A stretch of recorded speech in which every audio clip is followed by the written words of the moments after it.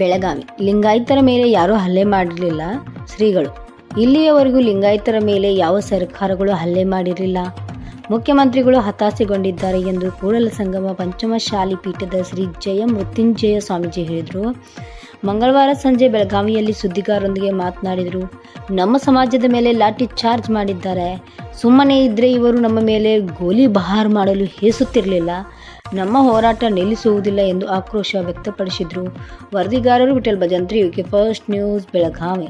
ಸಾವಿರ ಸಂಖ್ಯೆಯಲ್ಲಿ ಇವತ್ತು ಬೆಳಗಾವಿ ಬಂದು ಹೋರಾಟ ಮಾಡ್ತಾರಂದ್ರೆ ಎಲ್ಲೇ ಒಂದ್ ಕಡೆ ಮುಖ್ಯಮಂತ್ರಿ ಹತಾಶೆಗೊಂಡಿದ್ದಾರೆ. ಲಕ್ಷಗಟ್ಟಲೆ ಜನ ಕೂಡಿದ್ರು.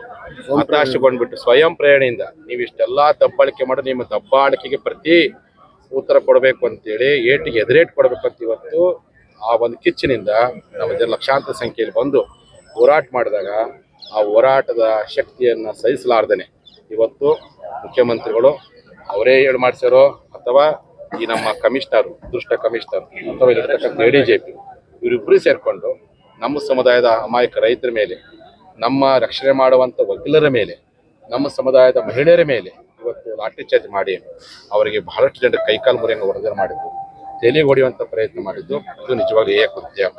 ಲಿಂಗಾಯತರು ಇವತ್ತಿನವ್ರಿಗೆ ಯಾರ ಮೇಲೆ ಹಲ್ಲೆ ಮಾಡಿಲ್ಲ. ಆದರೆ ಲಿಂಗಾಯತರ ಮೇಲೆ ಯಾವ ಸರ್ಕಾರ ಹಲ್ಲೆ ಮಾಡಿದ್ದಿಲ್ಲ. ಸ್ವತಂತ್ರ ಬಂದ ಮೇಲೆ ಲಿಂಗಾಯತರ ಮೇಲೆ ಅಂದು ಬಸವಣ್ಣ ಕಾಲದಲ್ಲಿ ಕೊಂಡಿಮಂಚನ ಹಲ್ಲೆ ಮಾಡಿದ್ದಂತೆ. ಅದು ಬಿಟ್ಟ ನಂತರದಲ್ಲಿ ಇವತ್ತು ಲಿಂಗಾಯತರ ಮೇಲೆ ಕೊಂಡಿಮಂಚನಂತ ಹಲ್ಲೆ ಮಾಡಿರ್ತಕ್ಕಂಥ ಏಕೈಕ ಸರ್ಕಾರ ಅದು ಇವತ್ತಿನ ಸರ್ಕಾರ ಅಂತ ಹೇಳಿಕೆ ನನಗೆ ಭಾಳ ನೋವು ಅನಿಸುತ್ತೆ. ನಮ್ಮ ಜನರ ಮೇಲೆ ಹಲ್ಲೆ ಮಾಡಿದ್ರ ಪ್ರತಿಕಾರವನ್ನ ನಾವೇನು ಸುಮ್ಕು ನೀವೇನು ಬೆದರಿಸ್ಬೋದು.